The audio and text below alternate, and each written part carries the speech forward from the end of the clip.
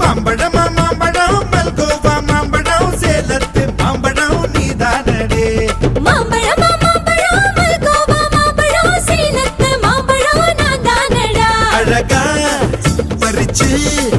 உன்னை அப்படியே நான் தான் திங்க போறேன் ஒசர இருக்கு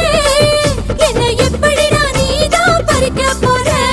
அணிலாக மாறினான் அழகாக தாவினான் அங்கங்க